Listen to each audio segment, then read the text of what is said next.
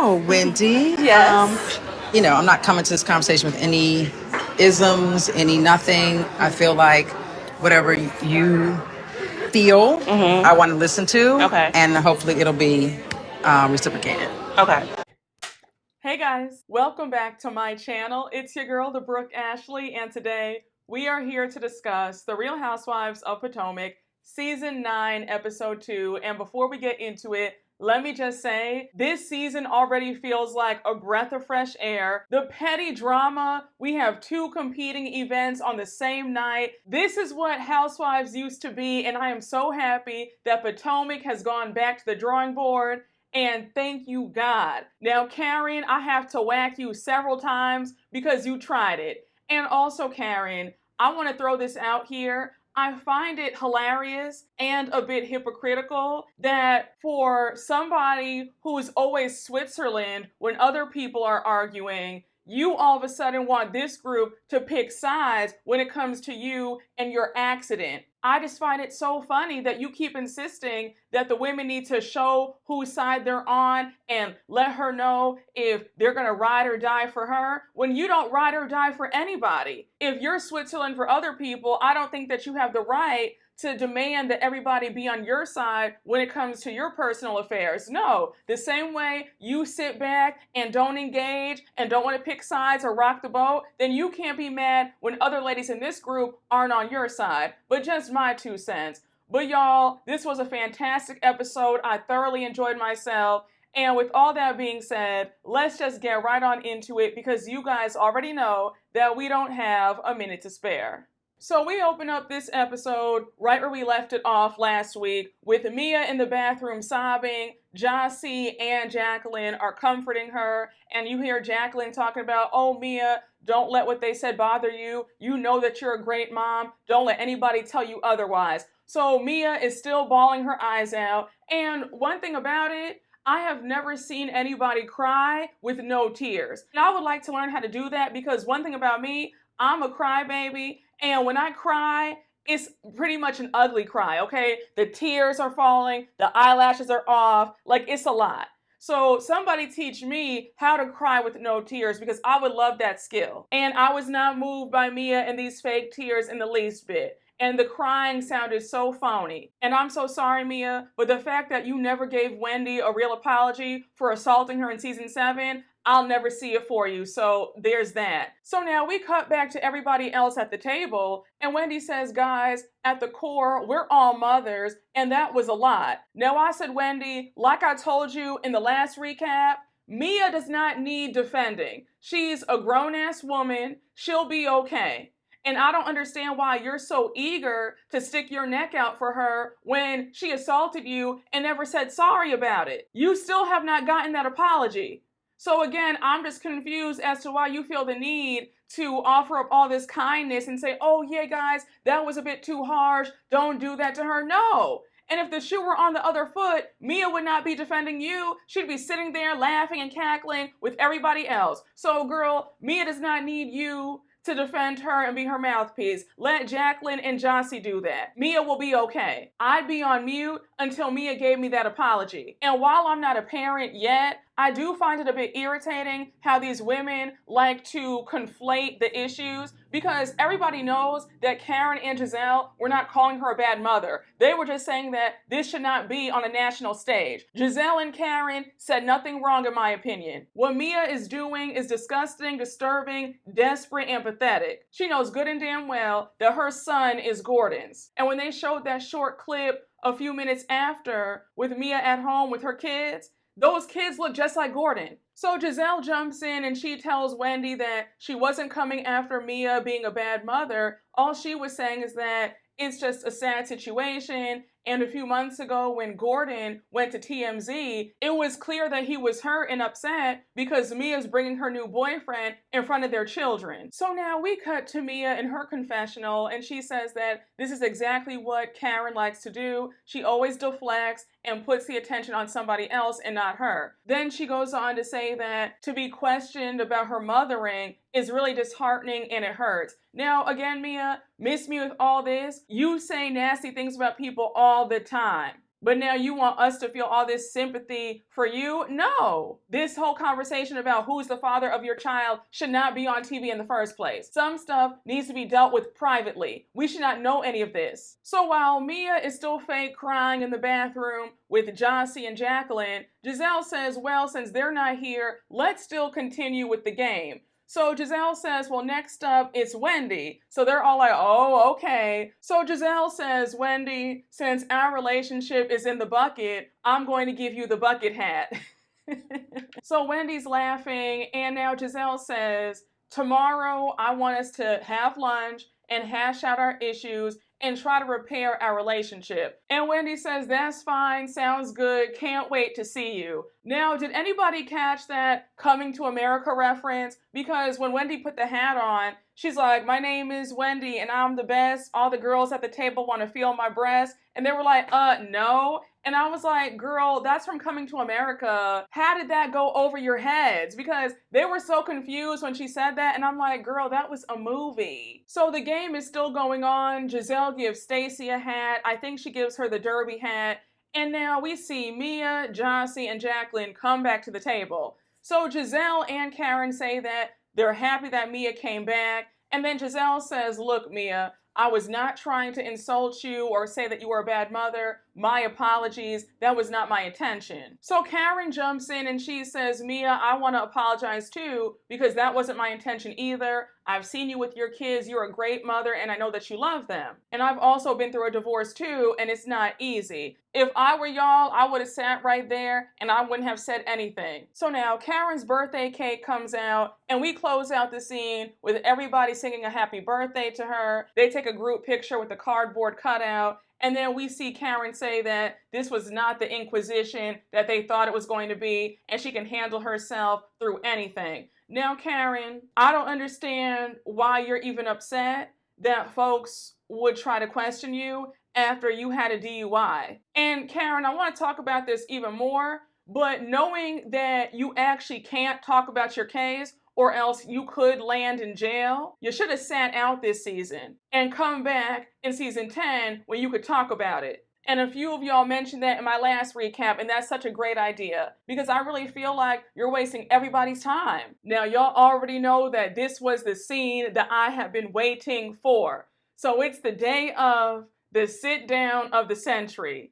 Gizelle and Wendy are going out for lunch. I said, oh my gosh.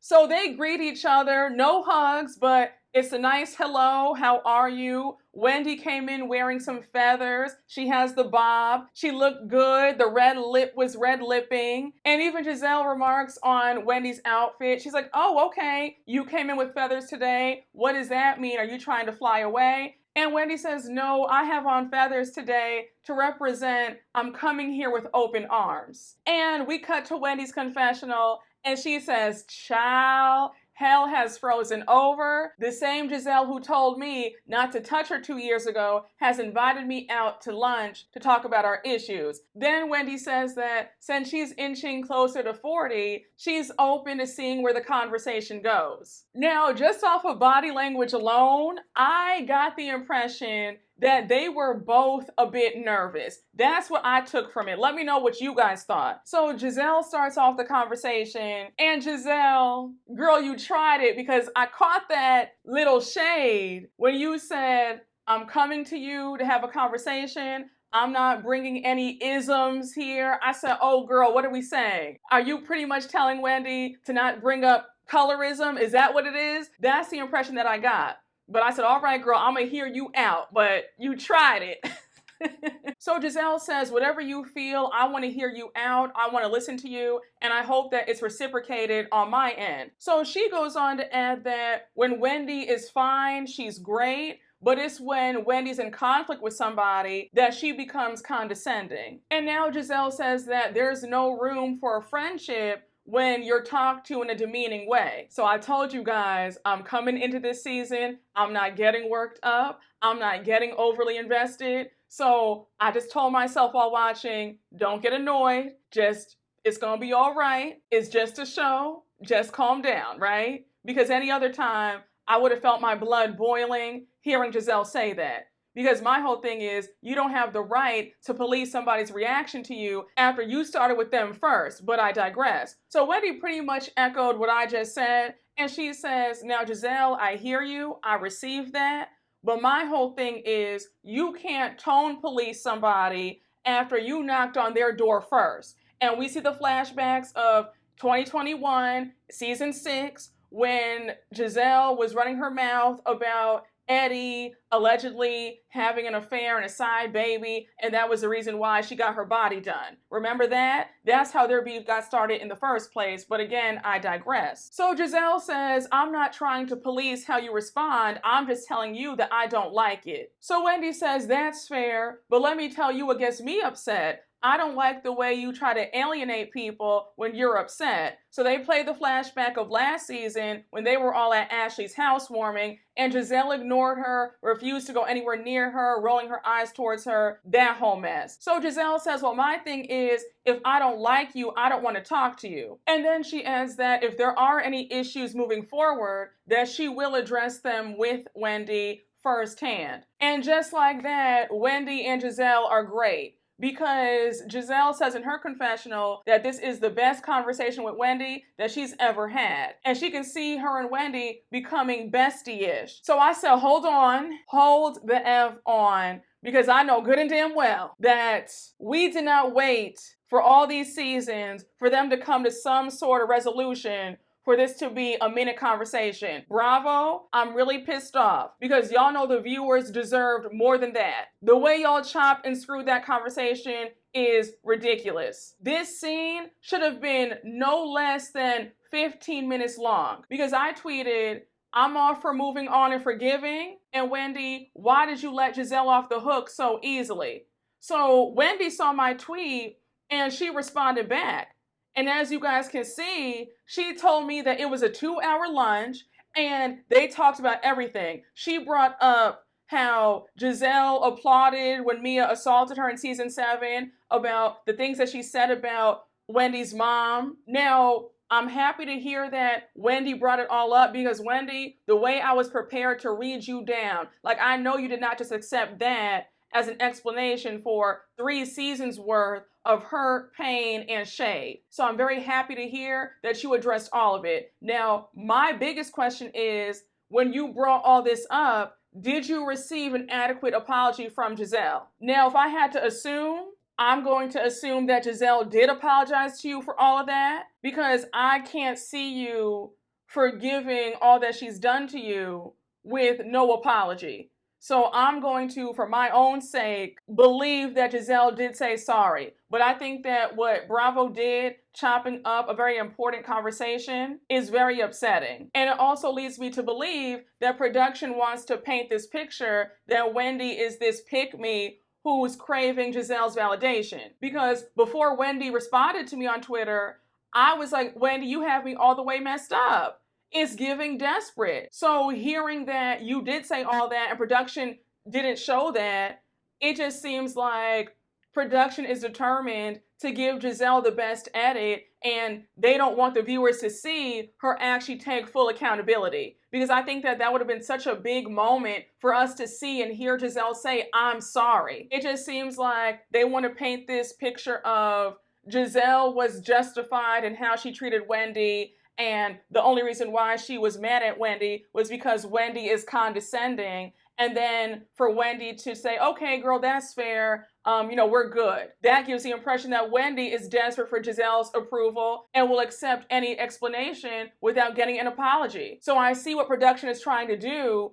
with this whole storyline between Jazelle and Wendy. Now, besides all that, I'm very happy that Jazelle and Wendy had a conversation. I really am. It's about time. These shows cannot work if people refuse to get together and move forward. So since Jazelle and Wendy have officially made peace, they're cool again, Jazelle brings up Karen's party. So she says, I meant to ask you, what did you think about yesterday? So Wendy says, well, first things first, I think that it's awesome that you threw Karen a party because she needed that. But I do think that Mia was hurt. So Jazelle says, I get that, but I'm not questioning Mia as a mother. All I'm saying is that this stuff does not need to be here. And again, I have to call a spade a spade. When you're right, you're right. Gizelle is 100% correct.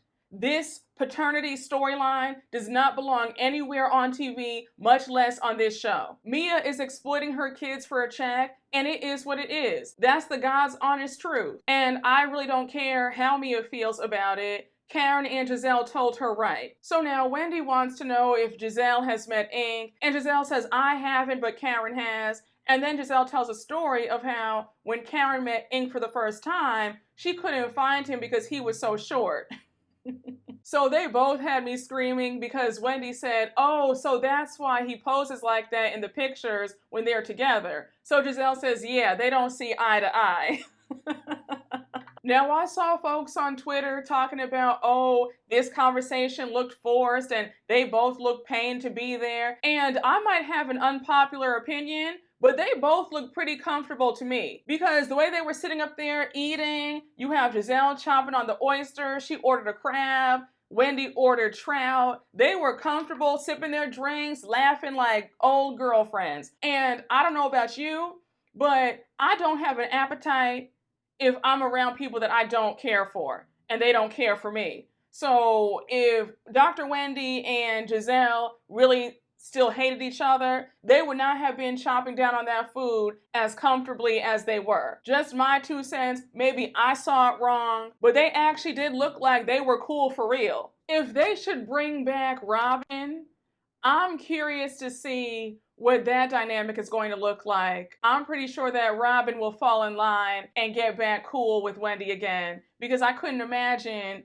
Gizelle and Wendy are cool and then Robin would come back in and still be on the outs with Wendy. So we jump over to Miss Stacey, where we get to learn more about her, and we see Stacey at home with her daughter Arabella and her au pair. So we see the au pair teaching her daughter Spanish, and it was really cute because we find out that Arabella also speaks German, English, and Spanish, so she's trilingual. So we learned that Stacey is originally from Detroit. She used to live in DC. Then when she got pregnant, they moved to the suburbs. And then when she was at QVC, she lived in Philly. And since her soon-to-be ex-husband is German, they also have a house in Munich, Germany. So Stacey has been all around the world, and I love it. Now, shout out to my friend Chris, C-Diggy1 here on YouTube, but he made a great observation. He said that Stacey low-key reminds him of Kenya Moore.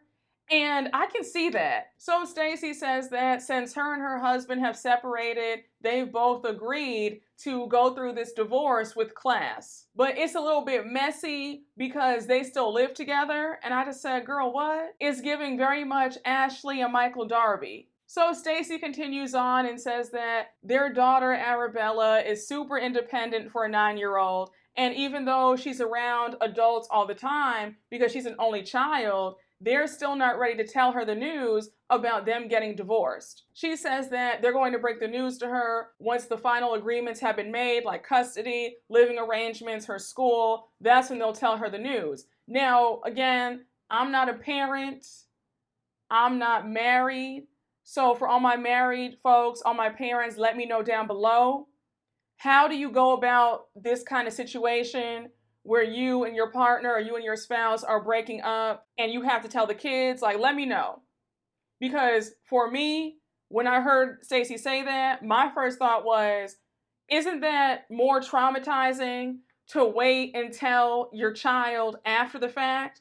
Shouldn't you tell your kids beforehand that you and dad or you and mommy are going to get a divorce? Yes, no? Again, I want to hear from the experts. I was just surprised to hear that. I feel like, wouldn't the child feel blindsided to find out that you guys are already divorced and didn't say anything until then? I don't know. But yeah, y'all, I want to hear from you. Is that how you would handle it for people who are divorced? How did you handle it with your children? Did you tell them immediately? Did you tell them after the fact that you guys were already divorced? Like, let me know how you did it. So Stacey lets us know that she has 2 homes. Her home here in the suburbs with her daughter and her soon-to-be ex-husband, and an apartment in DC. So she says that she times it out. So when her ex is at home, she's in her apartment in DC working. And when he's traveling, she's at home with their daughter Arabella. So Stacey goes on to say that she knows that her ex is seeing other people, and he knows that she's also seeing someone too. But Stacey, so far, I'm liking you a lot. I can't wait to see what you give. Now, let me not speak too soon, because I always say I'm going to give the newbies 5 episodes before I make my final decision. But so far, Stacey is killing it. And Stacey, we're going to talk about your new man, because what you revealed, I said, okay, girl. God bless. Let me not jump ahead. So we see Miss Karen Huger at home, and Kiarna comes over. Now, we all know who Kiarna is. She was a friend of last season, and now she's been upgraded to a full-time cast member this season, and I'm here for all of it. Kiarna always looks good. I mean, beautiful woman. The outfit, yes, ma'am. Her confessional looks, chef's kiss. So anyhow, Kiarna comes over with a cake and a card for Karen, and Karen says that Kiarna is her girl. She says that Kay is spicy and fiery, and she likes that. So Karen goes on to say that the incident that happened at the GNA event really tugged on her heartstrings, and her and Kiarna have gotten closer since then. I've always felt like Karen is a very fair-weather friend, so the fact that she's really taken a liking to Kiarna says a lot. I think it's so interesting, because I can never get a gauge on who Karen actually values as a friend. I think it's the fact that she just loves playing neutral. So it was nice to see that Karen really had Kiarna's back when all that stuff went down. And bravo, I'm still confused as to how Ashley was not fired, because you could say what you want, but you will never convince me that Ashley did not set that whole thing up. So they sit down to catch up and have some girl talk, and Karen starts asking about Kiarna's man. So Kiarna shares that her and her man are great, and that they're about to be cohabitating together. So Karen's like, oh my gosh, that's a huge step. So Kiarna says, girl, I know. So we cut to Kiarna's confessional, and she shares that she loves her man, Greg. I said, okay, girl. I said, come through, Miss Carisha. But she says that they're building a home in Baltimore from the ground up, and the last time she lived with somebody was with her late fiance 9 years ago. Did anybody else scream when Kiarna said that she no longer has to pack her hoe bag every night?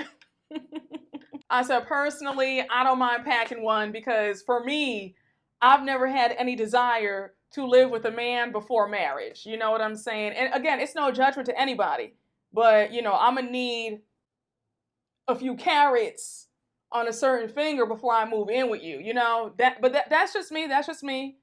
I think it's a bit risky buying houses with boyfriends, you know, but hey, Kiarna, do what you want. I hope that everything works out. And even Karen was like, Ray wanted me to move in, and I told him that if he wants that, I need to see a ring on this finger. And I said, yes, girl, I know that's right. And also, Greg, do you not see what's in front of you? Kiarna is a baddie. I mean, stunning. You should be breaking your neck to propose to her, in my opinion. I don't know why you dragging your feet. Kiarna is gorgeous. So they get off of that, and now Kiarna is asking Karen how she's feeling. And of course, Karen is playing it up for the cameras and for some sympathy. So she says, oh, you know, I'm feeling okay. A few twitches here and there. I said, okay, Karen, you're really trying to prop this up like it was just an accident and you weren't at fault. And even though you refused that breathalyzer, those citations say differently. So Karen brings up her triple 20+1 party, and Kiarna says, girl, what party? I didn't get invited. So Karen is shocked to hear this, and Kiarna says that she's pissed that she wasn't invited because everybody in the group knows that her and Karen are super close. Now, you know what's so funny? In the last episode, I assumed that Kiarna wasn't there because she was out of town or something. I had no idea that it was because she wasn't invited. So now Karen says that she's going to talk to Gizelle soon because Gizelle and Ashley are hosting another GNA event, and she hopes that they invite her to that. Kiarna's not trying to hear anything about GNA because we all remember how last season ended with that crazy fight that Ashley set up. So Kiarna says, Karen, you know how humiliated I was with what happened last time. And honestly speaking, the last GNA event was ghetto. So she goes on to say that GNA is between Gizelle and Ashley, and she does not need to be there.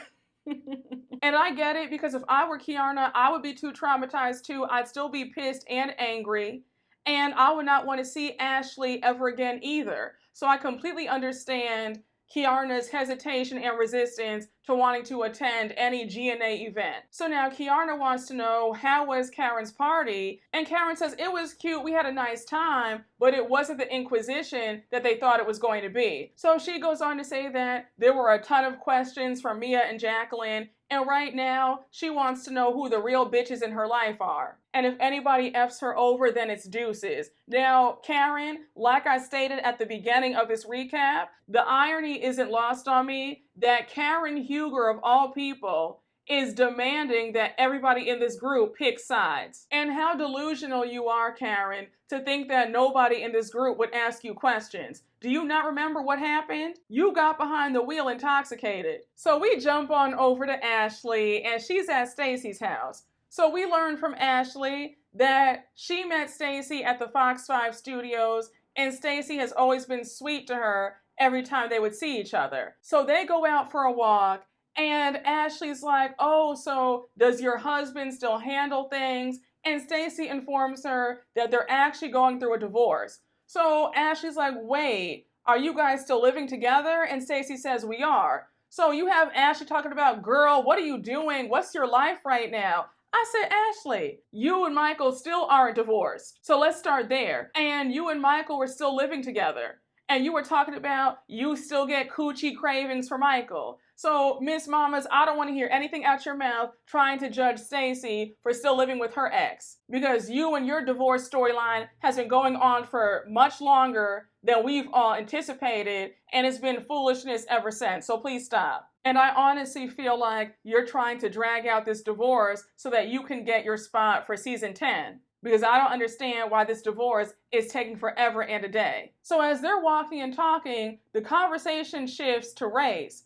Stacey says, Ashley, if you don't mind me asking, what's your racial identity? So Ashley says, I'm biracial, my mom is black, my dad is white, but I identify as a black woman. Now, Ashley, that's great and all, but with your jealous Karen tendencies, sometimes I find that a bit hard to believe. So Stacey wants to know, how does Ashley identify her boys? Does she identify them as little black boys, little biracial boys? And Ashley says, that's a great question because I'm navigating through that myself. She goes on to say that when they look at their peers, they notice that they don't have the same qualities that would qualify them as black. And then she goes on to add that they don't have much exposure except for her family. And she says that although she's biracial, growing up, she was blessed to be around the black side of her family. So because of that, she's always related and understood black women. Now, I'm happy to hear, Ashley, that you did grow up around the black side of your family,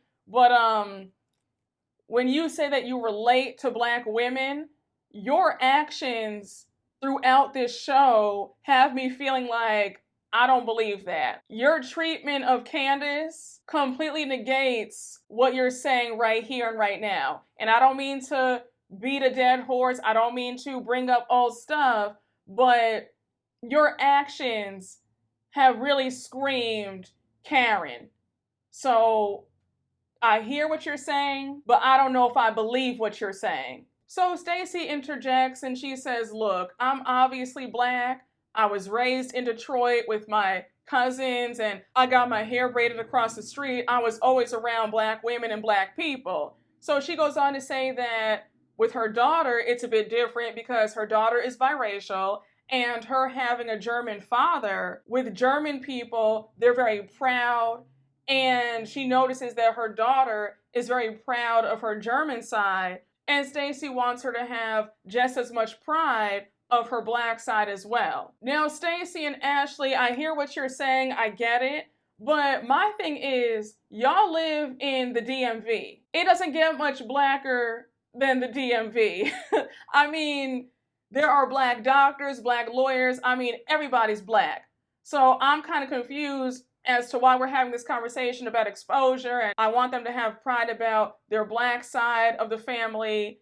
That can easily be done because y'all live in the DMV. You guys don't live in Nebraska or Iowa, or I'm trying to think of states where it's very white.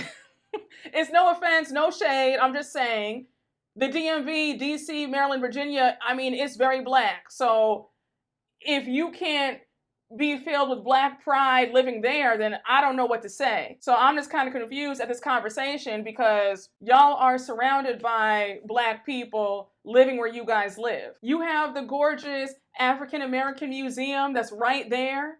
Y'all can go to that anytime you want to. So here's where things get juicy. Ashley wants to know if Stacey has been dating, and Stacey says that she has been seeing somebody for a few months, but the only thing is they haven't been intimate yet. So Ashley was like, girl, what? And I said the same thing too.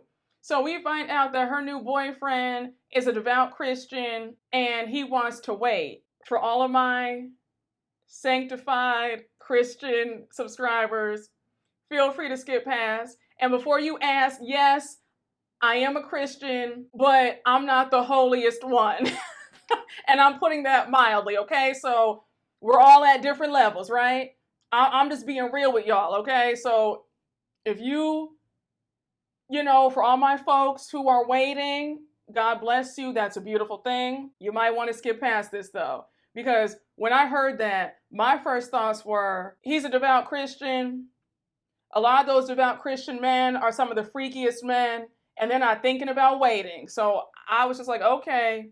And I've heard some stories that a lot of those men who are up in age, who are like 40 plus, who say that they're born again and they want to wait this time around, I've heard that it's a cover for ED. So that was my first thought. And you know that Sherry Shepherd's second deadbeat ex-husband did the same thing to her. She told the story on, I think it was D.L. Hughley's radio show a few years ago. She was like, yeah, Sal told me that he wanted to wait because he was a born-again Christian and he convinced me to wait. And then when we got married, I realized that he had ED and we never had sex. So yeah, I just feel like after a certain age, if you're hearing that, I would be suspicious.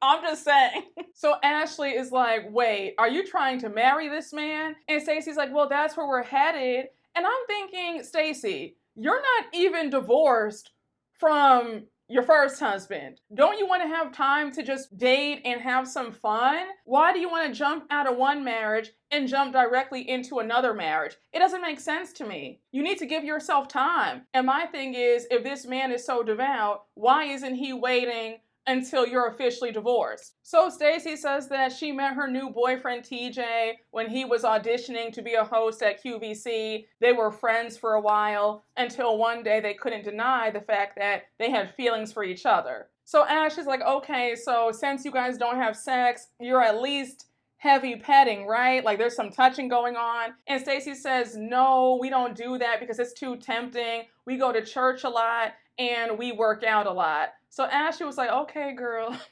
She was like, girl, what? She said, this is your chance to ride a new pogo stick and you're choosing not to.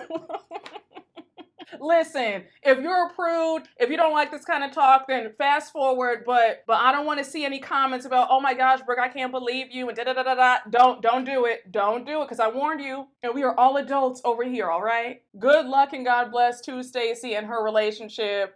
Personally, I don't know why Stacey wants to jump right back into another serious relationship or marriage when she's not even divorced yet from her ex.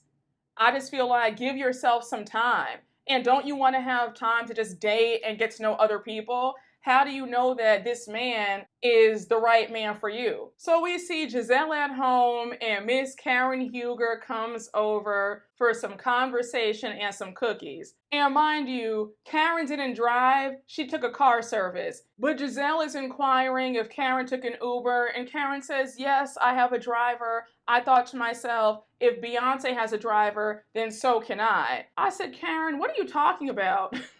What does Beyonce having a driver have to do with you? What are you saying? So they bring up Karen's hattitude party, and Karen says that she thought it was a nice hattitude inquisition party. Karen continues and says that Gizelle had good intentions, but it was messy of her to add that non-alcoholic option on her menu. Now, Karen, I don't understand why you're so bent out of shape about it.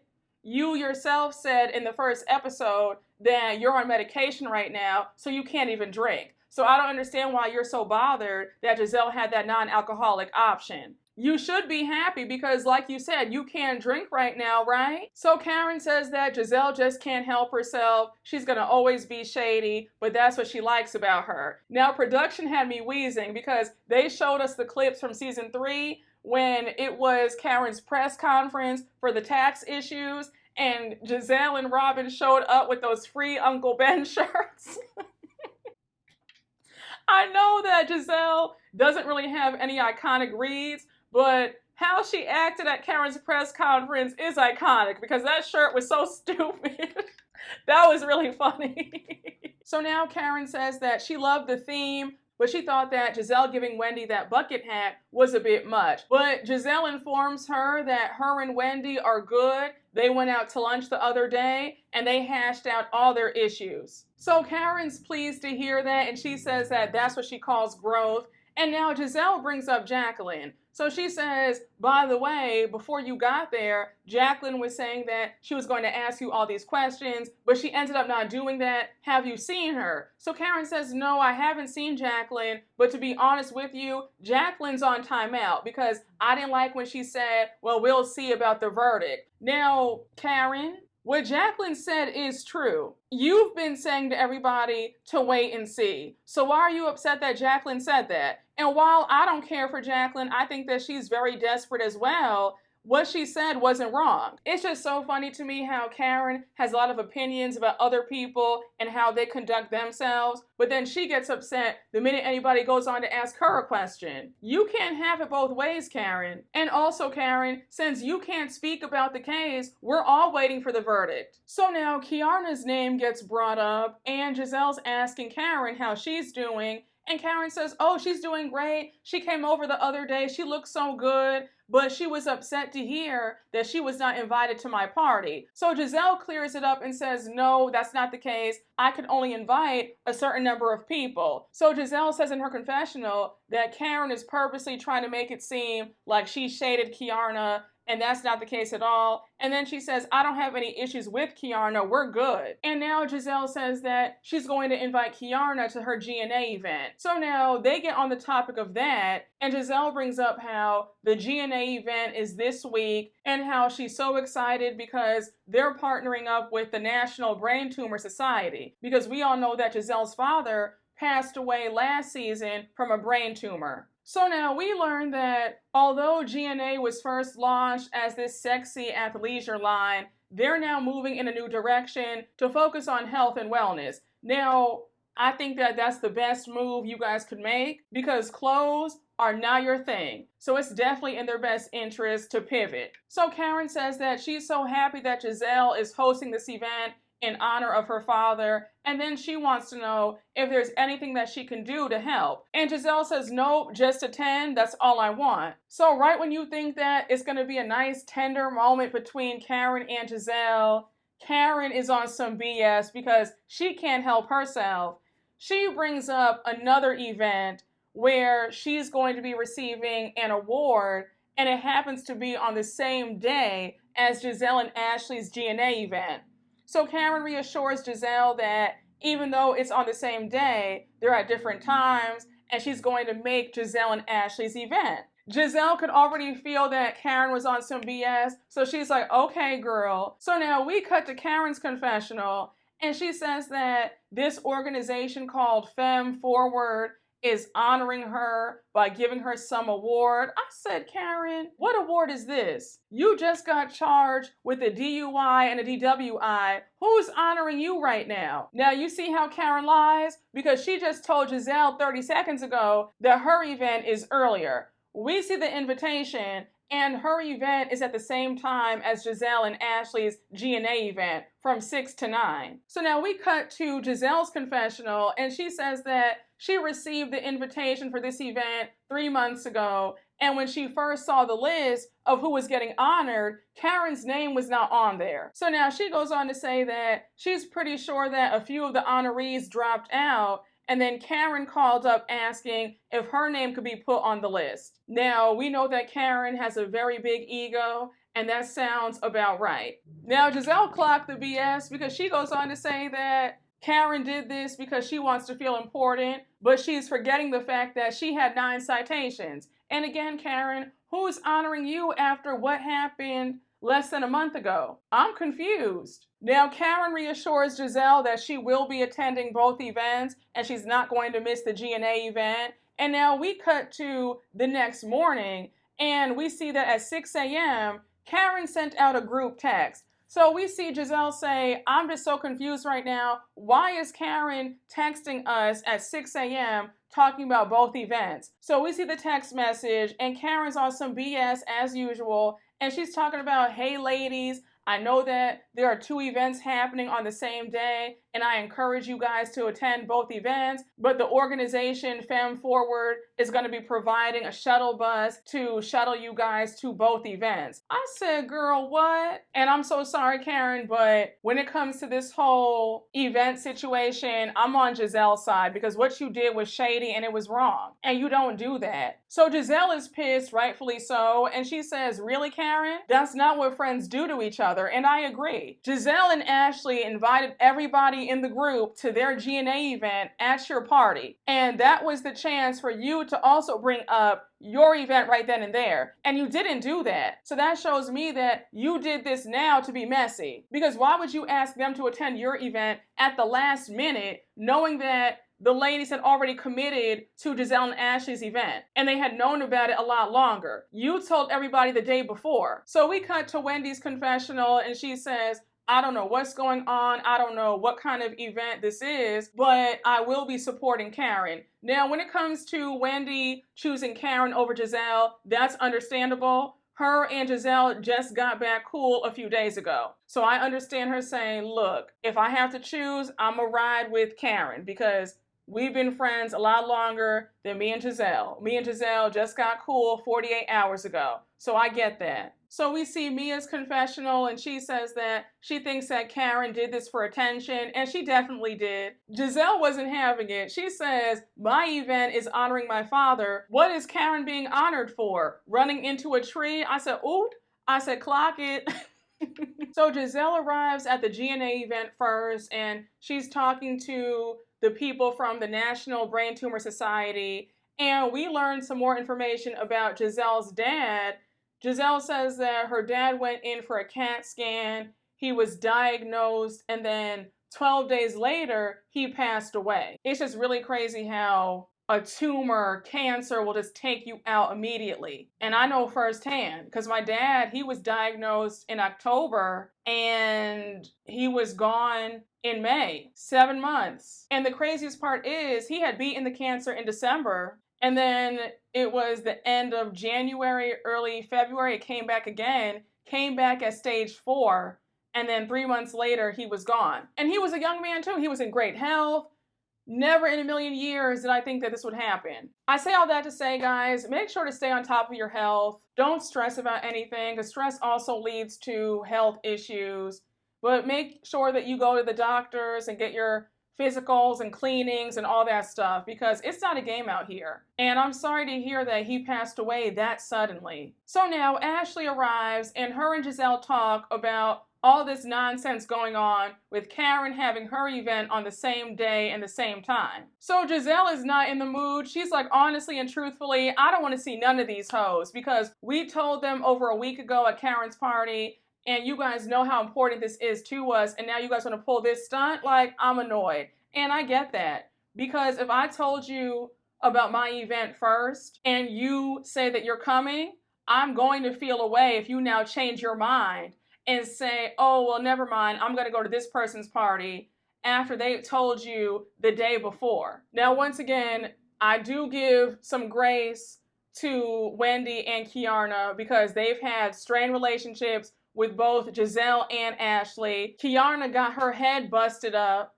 so I understand if the both of them changed their minds to go to Karen's. But everybody else, that's unacceptable. So Ashley also feels like Karen is on some BS, and she says it feels very intentional. And now Ashley says that she's also surprised at Karen being disrespectful, because they all know how important family relationships are to Karen. And Karen, the fact that you have a soft spot about people losing parents, I'm just really surprised and disgusted that you would pull a stunt like this. If anything, I would say, guys, go to Gizelle and Ashley's event. I can tell you all about my event later on. And one of y'all had me screaming. You said, I don't know why they're choosing to go to Karen's Tubi Awards anyhow. I said, not Tubi.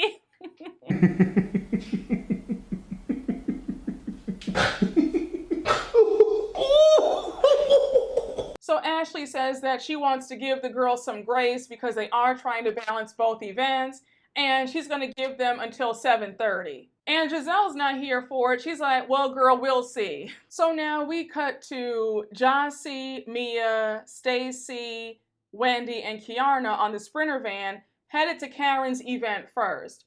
So now we cut to Karen, and she says that she feels so honored to be getting this award because after all the horrible articles being written about her and attacking her character, it feels good to know that she's being awarded for being a great pillar in the community. And I said, Karen, you could sit up here and lie to yourself, but don't sit up here and lie to us. Because how are you a pillar in the community and you're driving home intoxicated? And for you to act like the blogs and all the articles are lying on you, how are folks lying? You have 9 citations. For you to act like the press and the blogs are out to get you, no ma'am. But we do see that Vivian and Jacqueline are at the GNA event, and Gizelle and Ashley are happy, but they're surprised. And Giselle's like, I'm just so shocked because Vivian is Karen's good friend, and the fact that she picked our event over Karen says a lot. Now, I won't be surprised if Karen and Vivian are on the outs next, because I'm pretty sure that Karen took that as a form of disrespect. So now we flip right back over to the ladies in the Sprinter van, and they FaceTime Ashley. So Ashley's like, hey guys, what's up? When are you guys gonna get here? And I think Jossie and Mia say that we'll be there around 8:30. So Ashley's like, girl, 8:30, that's too late. Try to get here by 8 at the latest. Now, may I say one thing? I pride myself on being on time. I hate being late. So if an event is from 6:30 to 9 or 6 to 9, getting there after 7:30 is just rude. Why go? The lady sounded silly to me, saying that we'll get there by 8:30. At that point, y'all might as well just stay at Karen's the whole entire time, because to get there for the last half hour or hour, that's insulting. So Wendy makes it clear that her primary concern is Karen, so she's going to stay the whole entire time if need be. So Kiarna says, I second that. I'm going to stick with Karen too, especially since when it comes to me and GNA, we don't mix. So back at the GNA event, we see Ashley run back to Gizelle, and she relays the information that the ladies called her and told her that they'd be there around 8:30. So Gizelle is livid. She's like, that is just so rude. They're all so effing rude. Are you kidding me? 8:30? They don't need to come. That's too late. So Ashley says, well, I told them to get here by 8, and Gizelle is still not trying to hear it. She says, no, they don't need to come. That's just so rude. And like I told you guys, I'm big on punctuality.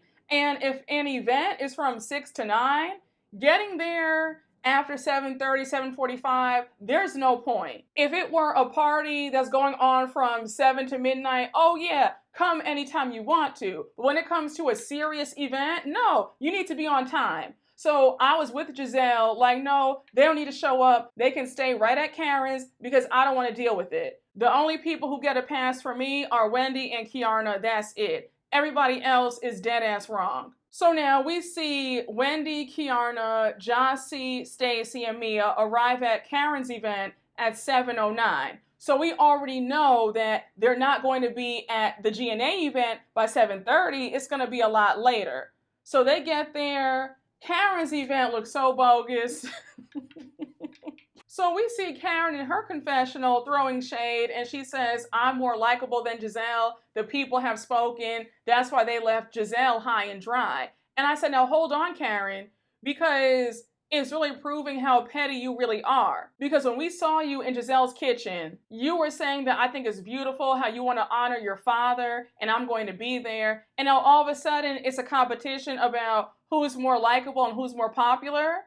What are you talking about? And again, I'm just surprised because for somebody who always uses her parents being deceased as an excuse for everything, I'm just very shocked that you have no regard for somebody else who's throwing an event to honor their late parent. I think it's really weird, Karen. There was no reason why anybody had to attend your lame-ass event.